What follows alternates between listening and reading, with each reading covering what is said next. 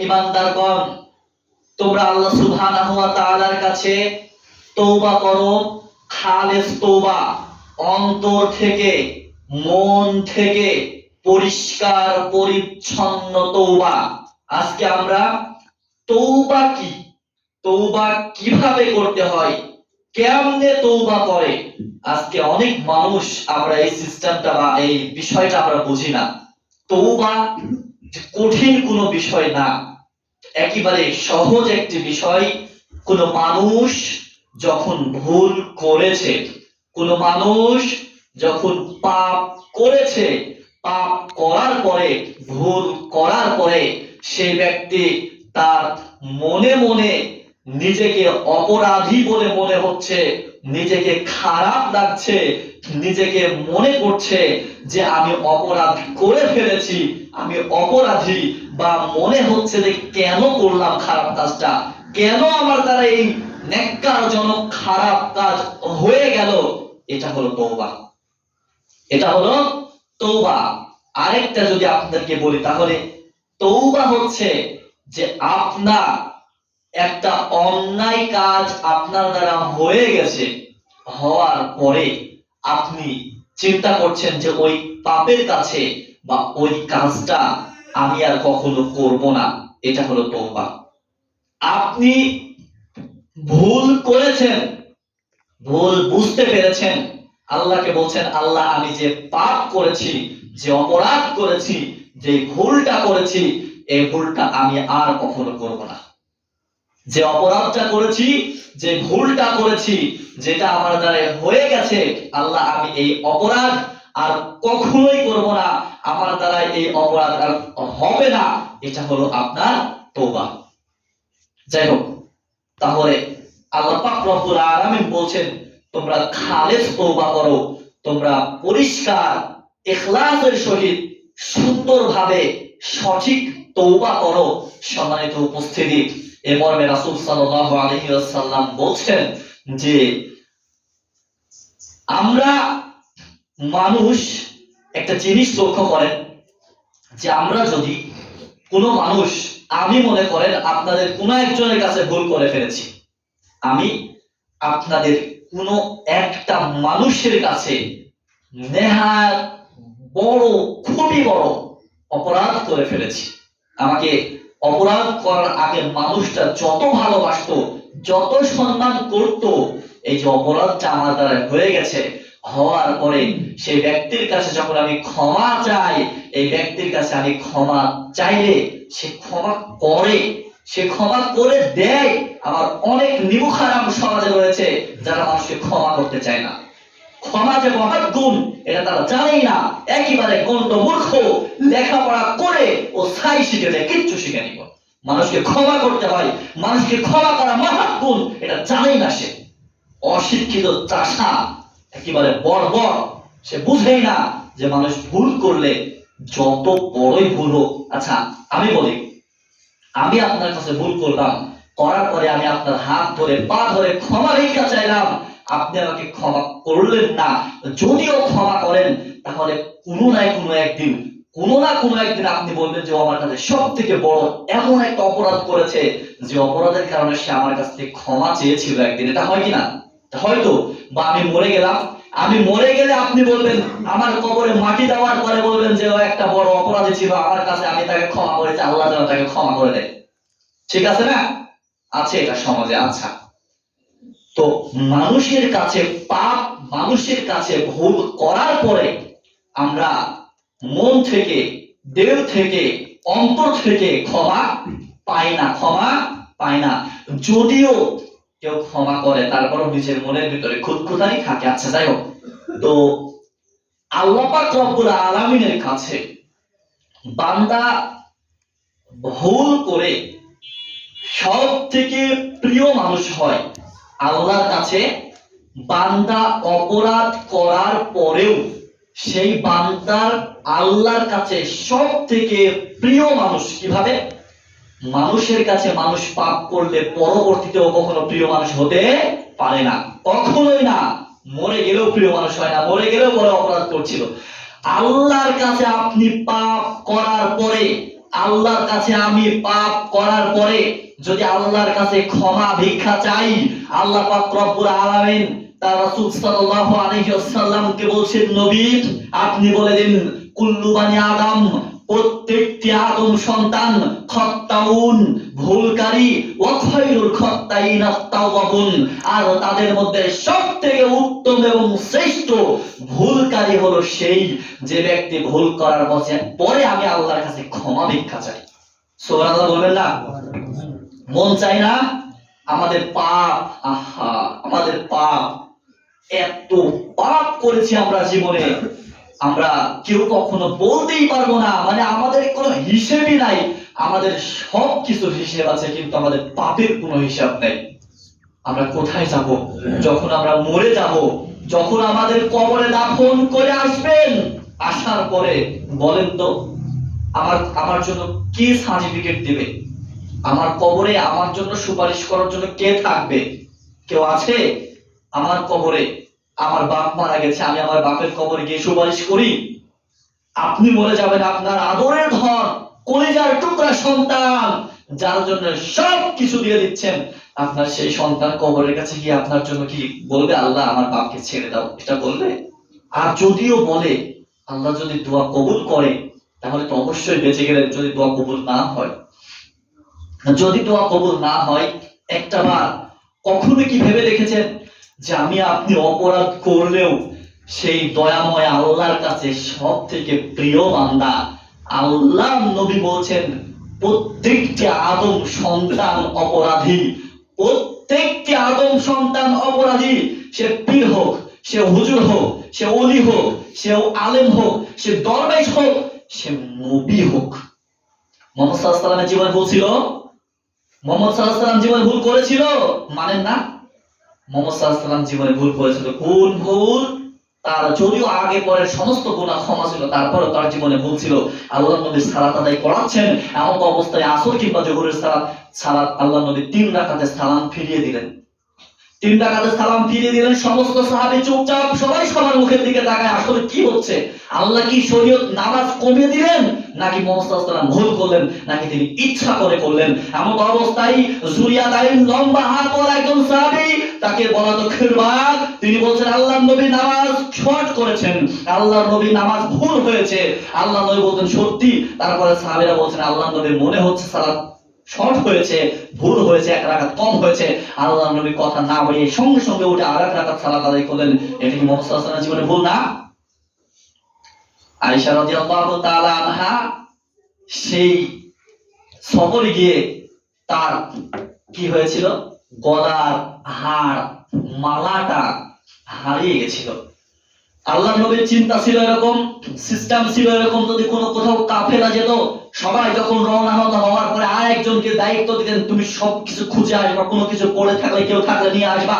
আয়েশা রাদিয়াল্লাহু তাআলা আনহা ওখানে ঘুমন্ত অবস্থায় তিনি তার জরুরি কাজ সারতে গিয়েছিলেন। এমন অবস্থায় দেখলেন যে সবাই চলে গেছে, এসে তিনি ওখানে মালাটা হারিয়ে ফেলছেন। তারপর খুঁজতে গেলেন, খোঁজার পর রাত হয়ে গেল, তখন এসে তিনি ওখানেই ঘুমাচ্ছেন। মুহাম্মদ সাল্লাল্লাহু আলাইহি ওয়াসাল্লাম লোক পাঠাবেন, তাহলে এসে তার সাথে চলে যেতে পারবে। এমন অবস্থায় কিছু মুনাফিকরা মুহাম্মদ সাল্লাল্লাহু আলাইহি ওয়াসাল্লামের সহধর্মিণী আয়েশা রাদিয়াল্লাহু তাআলা আনহার নামে যে মিথ্যারোপ করেছিলেন, এতে মুহাম্মদ সাল্লাল্লাহু আলাইহি ওয়াসাল্লাম ভুল বুঝে 1 মাস কথা বলেননি। এটা তার ভুল না? এটা ভুল হয় না তার? মানুষ তো, মানুষের ভুল হবে। তার মধ্যে সব থেকে উত্তম, সব থেকে শ্রেষ্ঠ ভুলকারী হচ্ছে যে তওবা চাবে, আল্লাহর কাছে ক্ষমা ভিক্ষা চাবে। আজকে আমার আপনার পাপের জন্য, আমার আপনার ভুলের জন্য আমি আপনি মাথা নত করি না বললে চলে। আমার আপনার মনে মানে এটা আসেই না যে আল্লাহকে বলতে হবে, আল্লাহ আমি ভুল করেছি।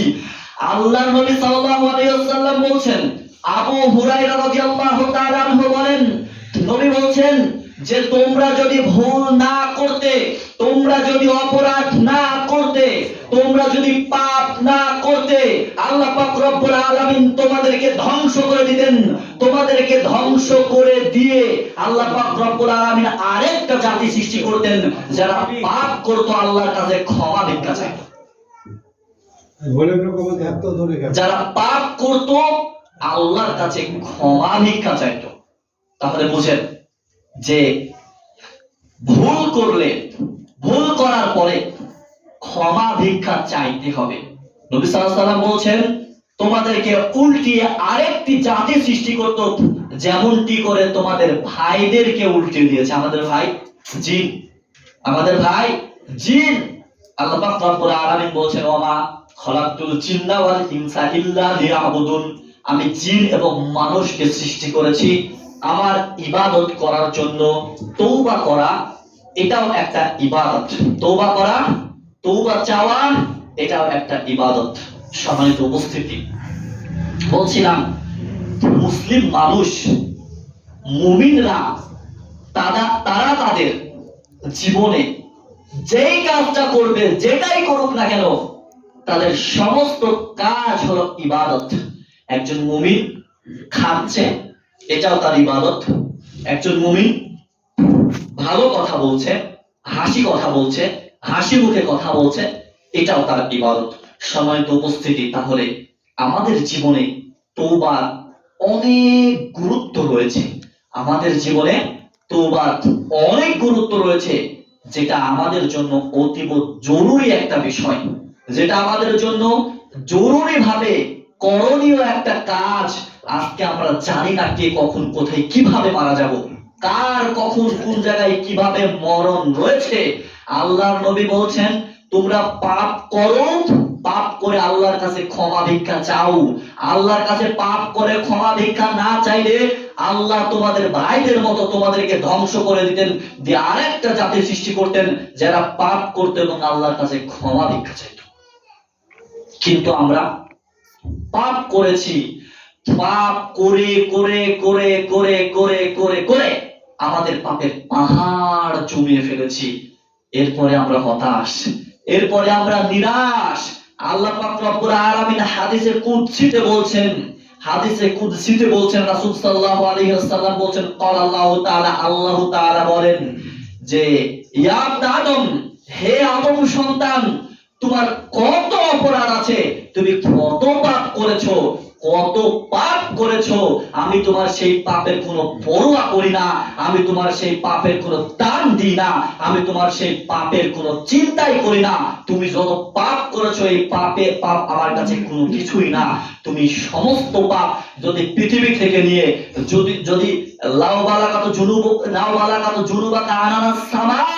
যদি তোমার পাপটা এই জমিন থেকে নিয়ে শুরু করে আসমান পর্যন্ত পৌঁছে যায়, জমিন থেকে নিয়ে শুরু করে যদি তোমার পাপ আসমান পর্যন্ত পৌঁছে যায়, এর মাঝখানে একটা চুল পরিমাণ ঢোকার মতো ফাঁকা জায়গা থাকে না। এত পাপ হয়েছে যে পাপের মানে পাপ আর পাপ, তুমি কোনো কিছু করোনি, শুধু পাপ আর পাপ করেছো। এই মানুষ যদি আল্লাহ সুবহানাহু ওয়া তাআলার কাছে একবার ক্ষমা চাই, একবার ক্ষমা চাই, আল্লাহ পাক রব্বুল আলামিন বলছেন, গফারতু লাক, আমি পরোয়া করলাম না, আমি পরোয়া করি না আমার বান্দা কত পাপ করেছে, আমি তাকে ক্ষমা করে দিলাম, আমি তাকে ক্ষমা করে দিলাম। কিন্তু আছে একটা, এটা তো আমাদের জন্য মহা সুসংবাদ। কিন্তু কিন্তু কি, হাদিসের ভিতরে কিন্তু আছে। কিন্তু কি, কিন্তু যদি তোমরা আমার সাথে শিরকের গুনাহ নিয়ে হাজির না হও, মানে জমিন থেকে নিয়ে আসমান পর্যন্ত পাপে পরিপূর্ণ পরিপূর্ণ, কোন জায়গায় একেবারে ফাঁকা নেই, এই জায়গার ভিতরে এত পাপের মধ্যে যদি আপনার বিন্দু পরিমাণ যদি শিরক থাকে, অংশীদার থাকে, তাহলে আপনার গুনাহ ক্ষমা হবে না। আল্লাহ বলছেন যে, আমি তোমাকে কত পাপ করেছো এটা আমার দেখার বিষয় নয়, আমি তোমাকে সমস্ত পাপ ক্ষমা করে দিলাম, যদি তুমি শিরক না করো।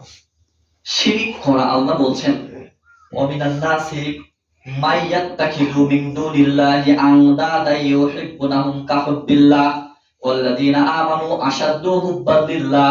আল্লাহ বলছেন যে মানুষের মধ্যে এমন মানুষ রয়েছে যারা ভালোবাসার ক্ষেত্রে একে অপরকে যেমন ভালোবাসে, ভালোবাসার ক্ষেত্রে আমি আল্লাহর সাথে অংশীদার সাব্যস্ত করে ফেলে, ভালোবাসার ক্ষেত্রে আমি আল্লাহর সাথে অংশীদার সাব্যস্ত করে ফেলে। আল্লাহর নবী বলছেন, লা ইউমিনু আহাদুকুম হাত্তা আকুনা আহাব্বা ইলাইহি মিন ওয়ালিদিহি ওয়া ওয়ালাদিহি ওয়ান নাসি আজমাইন। আল্লাহর নবী বলছেন, যদি কোনো মানুষ আমাকে এবং আল্লাহকে সব কিছুর থেকে বেশি ভালো না বাসে, তাহলে সে কখনো প্রকৃত মুমিন হতে পারবে না। মানে কোন ব্যক্তি প্রকৃত মুমিন হতে হলে আল্লাহকে এবং তার রাসূলকে সব থেকে বেশি ভালোবাসতে হবে। আল্লাহকে ভালোবাসতে, রাসূলকে ভালোবাসলে আল্লাহকে পাওয়া যায়, আল্লাহকে ভালোবাসলে পরকাল পাওয়া যায়। তাহলে আল্লাহকে ভালোবাসার কত মাধ্যম দিবেন আপনি? কত মাধ্যম আছে, কত মাধ্যম আছে। আজকে বলেন তো, আমাদের সমাজে এমন কোন মানুষ পাবেন, এমন কোন মানুষ আমাদের সমাজে উপস্থিত আছে যে মানুষটা আমাকে ক্ষমা করার জন্য তেড়ে বেড়াচ্ছে? এমন কোন মানুষ আপনাকে ক্ষমা করার জন্য? এমন কোন মানুষ সমাজে নেই যে মানুষটা ক্ষমা করার জন্য অপেক্ষমান। ক্ষমা করার জন্য এমন কেউ নেই পৃথিবীতে যে মানুষকে দেওয়ার জন্য অপেক্ষমান, শুধুমাত্র আল্লাহ পাক রব্বুল আলামিন ছাড়া। আল্লাহর নবী বলছেন, আবু হুরায়রা রাদিয়াল্লাহু তাআলা আনহু থেকে বর্ণিত, তিনি বলেন, রাসূল সাল্লাল্লাহু আলাইহি ওয়াসাল্লাম বলছেন, আল্লাহ পাক রব্বুল আলামিন প্রতি রাতের শেষ তৃতীয় অংশে, আমরা রাতকে 3 ভাগে বিভক্ত করি, প্রতি রাতের শেষ তৃতীয় অংশে আল্লাহ পাক রব্বুল আলামিন প্রথম আসমান থেকে, একই সপ্ত আসমান থেকে প্রথম আসমানে নেমে আসেন। আল্লাহ সপ্তম আসমান থেকে প্রথম আসমানে, আমরা যে আকাশটা দেখতে পাচ্ছি, এই আকাশের উপরে আল্লাহ আসেন। আসার পরে বান্দাকে ডাকেন, হে আমার বান্দা, তোমাদের কার কি চাওয়ার আছে, কার কি প্রয়োজন, কার কোন জিনিসের প্রয়োজন, কে কি চাও, কে কোন বিপদে আছো, কার কি দরকার, তুমি আমাকে বলো, আমি আল্লাহ তোমাকে দিয়ে দেব, আমি আল্লাহ তোমাকে দিয়ে দিব। আমাদের সামনে সুবর্ণ সুযোগ থাকার পরেও আমরা কেউ কোনো কিছু লুফে নিতে পারছি না। আমরা জানি না, সিস্টেমই বুঝি না, আমরা জানি না, এটা আমাদের জানার বাহিরে। আমরা কিভাবে নিব? আল্লাহ বলছেন, বান্দা, তোমাদের কার কি চাওয়ার, প্রতি রাতের শেষ তৃতীয় অংশে সপ্তম আসমান থেকে আল্লাহ প্রথম আসমানে এসে বান্দাদেরকে ডাক দিয়ে বলেন, বান্দা, কার কি চাওয়ার আছে, কার কি প্রয়োজন, আমাকে বলো, আমি আল্লাহ তোমাকে দেব। একজন স্টুডেন্ট চাইবে, আল্লাহ আমার পড়াশোনার দরকার, আমার আলেম হওয়া দরকার, আমার জ্ঞান দরকার। একজন ব্যবসায়ী বলবে, আল্লাহ আমার ব্যবসাতে লাভ দরকার। আরেকজন মানুষ কৃষক বলবে, আল্লাহ আমার ফসলে, আমার জমিতে ফসল দরকার। যার যা লাগে, যার যা প্রয়োজন, সে তাই চাবে, আল্লাহ তাকে তাই দিবে। মানুষ যখন আল্লাহর কাছে দোয়া করে, আল্লাহর কাছে দোয়া করলে সে মানুষ কখনো ঠগে না। আমি হই, আপনি হন, হয়তো এটা আপনাদের জানা ছিল না, যদিও জানা থাকে তারপরেও হয়তো ভুলে গেছিলাম। এই কথাটা অন্তত শুনেন, কেউ ঘুমায় না। কি হলো? আল্লাহর কাছে তার কোনো বান্দা যখন কোনো কিছু চায়, আল্লাহ পাক রব্বুল আলামিন অতীব লাজুক, অতীব লজ্জাশীল। আল্লাহ পাক রব্বুল আলামিনের কাছে যখন কোনো বান্দা হাত তুলে, আল্লাহ পাক রব্বুল আলামিন তাকে খালি হাতে ফেরান না। এখন আপনাদের প্রশ্ন, যে আমি তো আল্লাহর কাছ থেকে এটা ওটা চাইছি, কিন্তু আল্লাহ তো আমাকে দিচ্ছে না। একটা মানুষ যখন চায়, তখন সেই মানুষটা 3 পদ্ধতিতে আল্লাহর কাছ থেকে চাওয়া জিনিসটা পায়। কয় পদ্ধতি? 3 পদ্ধতি। এক, যখন চেয়েছে, আল্লাহ যদি মনে করে তার জন্য এই জিনিসটা এখন প্রযোজ্য বা এখন তার জন্য সঠিক সময় বা ভালো, আল্লাহ তাকে সঙ্গে সঙ্গে দিয়ে দেন। 2, ওই মানুষটা মরার পরে কবরে পায়। 3, ওই মানুষটা কাল কিয়ামতের ময়দানে পেয়ে যাবে। আল্লাহর কাছ থেকে যখন আপনি কোনো জিনিস চাইবেন, আপনি খালি হাতে ফিরবেন না। এখন না পেলেও সামনে আপনার 2টা সুযোগ আছে, আপনি সেই 2টা সুযোগে পাবেন। আর এখন আপনার যে প্রয়োজন, এই প্রয়োজনের থেকে সামনের 2টা ধাপ পার হওয়ার জন্য এটা পাওয়া খুবই জরুরি একটা বিষয়। তাহলে আপনি যেটা চাবেন আল্লাহর কাছ থেকে, সচরাচর আমরা এটাই চাই, আল্লাহ তুমি আমার হায়াতটা লম্বা করো, আল্লাহ আমাকে তুমি বেশি বেশি নেক আমল করার তৌফিক দান করো, আল্লাহ আমার সমস্ত পাপগুলা কিছু না চাই, আমরা অন্তত এটা চাই, আল্লাহ আমার তুমি পাপগুলা ক্ষমা করে দিও। এই জিনিসটা পার্থিব জগতে যেটা চাওয়া প্রয়োজন, যেটা চাই, টাকা পয়সা ধন দৌলত, আল্লাহ পাক রব্বুল আলামিন কাউকে দিয়ে দেন।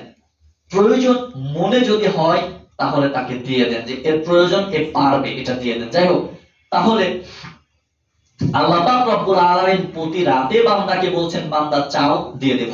আচ্ছা, এবার আসুন যে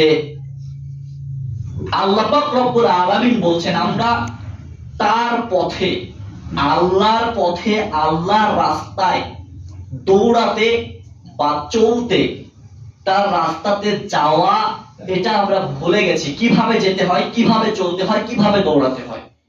মনে করেন কোন একটা এমপি মন্ত্রীর কাছে, কোন একটা এমপি মন্ত্রীর কাছে আপনি গেলেন, এমপি মন্ত্রী আপনার কাছে এক ধাপ আসবে? এমপি মন্ত্রী আপনার কাছে আসবে? হ্যাঁ আসবে। সেই সম্ভ্রান্ত পরিবার, সেই রকম সেই সিস্টেম, একটা মানে আলাদা গেস্ট রুম থাকবে, আলাদা একটা পৃথিবী থাকবে বাড়ির মধ্যে। তাহলে সেই গেস্ট আপনার সামনে আসবে বা দেখা করবে অনেক পরে, মানে অনেক সিরিয়ালের পরে। আচ্ছা, আল্লাহ যে কোনো নগণ্য বান্দা, যে কোনো বান্দা আল্লাহ পাক রব্বুল আলামিনের কাছে, রাসূল সাল্লাল্লাহু আলাইহি ওয়াসাল্লাম বলছেন, যদি কেউ আল্লাহর দিকে হাত, অর্ধ হাত এগিয়ে যায়, আল্লাহ পাক রব্বুল আলামিন বলছেন আমি আমার বান্দার দিকে এক হাত এগিয়ে আসি। যখন কোন মানুষ আল্লাহর দিকে এক হাত চায়, তখন আল্লাহ বলছেন আমি আমার বান্দার দিকে দুই হাত এগিয়ে আসি। যখন কোন মানুষ আল্লাহর দিকে হেঁটে হেঁটে যায়, আল্লাহ বলছেন তখন আমি আমার বান্দার দিকে দৌড়ে দৌড়ে আসি। এই করতে করতে এক সময় আমার বান্দার হাত আমার হাতে পরিণত হয়, বান্দার চোখ আমার চোখে পরিণত হয়। প্রেম হচ্ছে আল্লাহর সাথে। কার সাথে রিলেশনটা? কার সাথে হচ্ছে? আল্লাহর সাথে রিলেশনটা হচ্ছে। আল্লাহর সাথে রিলেশন কিভাবে করবেন? আপনি এই শীতের মধ্যে জানালা দরজা সবকিছু, ঘরের ভিতরে কোন ফুটা আছে এমনও ফুটা, ফাটা ফুটা সবকিছুকে আপনি বন্ধ করে দিয়ে একেবারে মোবাইলের ডাটা চালু করে একজন বন্ধু আর একজন বন্ধুকে এখান থেকে হোয়াটসঅ্যাপে এসএমএস লিখে দিচ্ছে, আসসালামু আলাইকুম বন্ধু কেমন আছিস? এখান থেকে ওই বন্ধু দেখতে পাচ্ছে, বাঘার বন্ধু দেখতে পাচ্ছে, ওয়ালাইকুম আসসালাম ওয়া রাহমাতুল্লাহ বন্ধু ভালো আছি। এখান থেকে মানুষ যদি সবকিছু বন্ধ করার পরে যদি একজন আরেকজনের সাথে যোগাযোগ রাখতে পারে, আপনি আল্লাহর সাথে আরো সহজভাবে যোগাযোগ রাখতে পারেন। যখনই আপনার আল্লাহকে প্রয়োজন, যখনই আপনার আল্লাহকে দরকার, আপনি তখনই রাত ৩টার সময় উঠে জায়নামাজটা পশ্চিমের দিকে শাট করে ওযু করে 2 রাকাত সালাত আদায় করেন। আল্লাহ বলছেন তাতাজাফা জুনুবুহুম আনিল মাজাজি, আল্লাহ পাক রব্বুল আলামিন আপনার সাক্ষাতে হাজির। আল্লাহ পাক রব্বুল আলামিন আপনার সাক্ষাতে হাজির। আপনার তওবার পথ খোলা। যখন আপনি মালাকুল মউতকে চোখের সামনে দেখে ফেলবেন, যখন আপনি মালাকুল মউতকে চোখের সামনে দেখে ফেলবেন, এমন অবস্থায় কোনো তওবা করলে আপনার তওবা হবে না। মানুষ এত খারাপ, মানুষ এত খারাপ, এত খারাপ মানুষ, ফেরেশতারা বলেছিল যে এরা খুবই হাঙ্গামা দাঙ্গামা, ফাটাফাটি, মারামারি সবকিছু করবে, ঝামেলা করবে। মানুষ এত খারাপ। কি করে? মানুষ সারাদিন কানের ভিতরে হেডফোন ইয়ারফোন ভরে গান শুনে, সারাদিন গান শুনে, মরার সময় সেই ব্যক্তিকে বলা হচ্ছে পাশ থেকে বলো লা ইলাহা ইল্লাল্লাহ। আপনি বেঈমান হতে পারেন, আপনার আমার কান বেঈমান না। আপনার আমার যেই কান এতদিন শয়তানের দাসত্ব করেছে, আপনার আমার যেই কান এতদিন শয়তানের দাসত্ব করেছে, আল্লাহর দাসত্ব বাদ দিয়ে, ইসলামের জিনিস সবকিছু শোনা বাদ দিয়ে, কোরআন শোনা বাদ দিয়ে, আপনার আমার কান যেই কান গান শুনেছে, ইবলিস শয়তানের দাসত্ব করেছে, এই কানকে মরার সময় আপনি যখন বলবেন বলো লা ইলাহা ইল্লাল্লাহ, আপনার কান তখন আপনার সাথে বেঈমানি করবে, কপালে জুটবে না। আপনার কান শয়তানের দাসত্বে মৃত্যুবরণ করবে। অসম্ভব। আপনি কিভাবে পারেন, কিভাবে নিতে পারেন? সম্মানিত উপস্থিতি, আমি বলছিলাম যে পাপটাই করি, যদি না বুঝে শিরক করি, তাহলে আল্লাহ ক্ষমা করবে। তওবা করতে হবে। যদি জেনে বুঝে কেউ তাবিজ ঝুলান, যদি জেনে বুঝে কেউ শিরক করেন, যদি জেনে বুঝে কেউ মাজারে সিজদা করেন, আপনার কোনো দিনও ক্ষমা হবে না, সেটা আল্লাহর ইচ্ছা। যাই হোক, লাস্ট একটা হাদিস খুব শর্টে বলবো যে আপনারা শুনেছেন হাদিসটা, আমরা কি সেই ব্যক্তির মতো পাপ করেছি যে ব্যক্তির কিয়ামতের ময়দানে দৃষ্টি যত দূর যাবে তত বড় বড় বড় বড় দপ্তরি হবে, পাপের খাতা হবে, পাপ লেখা আছে 99টা খাতা হবে তার পাপ লেখা। ওই ব্যক্তি বলছে আমি আজকে শেষ। এমত অবস্থায় শুধুমাত্র কালেমা শাহাদাতের ওজনে একটা স্ত্রী করতে তার সমস্ত পাপের পাল্লা উঁচু হয়ে যাবে এবং নেকির পাল্লা ভারী হয়ে যাবে। আপনি বলেন যে আপনি তার থেকেও বড় অপরাধী? আমি আপনি তার থেকেও কি বড় অপরাধী? না, আমার আপনার চিন্তার প্রয়োজন আছে, আমার আপনার ক্ষমা চাওয়ার প্রয়োজন আছে। শুরুতে এত মানুষ ছিলেন না, আবার বলে দিচ্ছি, তওবা হচ্ছে মানুষ পাপ করার পরে মনের ভিতর যে খটকা বাঁধে, মনের ভিতর যে খুঁতখুঁত হয়, মনের ভিতর যে অশান্তি অশান্তি লাগে, মনে হয় যে এটা না করলেই পারতাম, মনে হয় যে পাপটা না করলেই পারতাম, এটা হলো তওবা। মানুষ তওবা করে ফিরে আসবে, খারাপ কাজ হয়ে গেছে আর কখনো খারাপ কাজ করব না, খারাপ কাজ হয়ে গেছে ওই কাজ আর হবে না আমার দ্বারাই, এটা হলো খালেস তওবা। পাপ করে বুঝতে পারার পরে সেই পাপের দিকে দ্বিতীয়বার না যাওয়াই হলো তওবা। আল্লাহ সুবহানাহু ওয়া তাআলা আমাদের সবাইকে সুন্দরভাবে তওবা করে সঠিকভাবে কবরে যাওয়ার তৌফিক দান করুন। সকলে বলি আল্লাহুম্মা আমিন।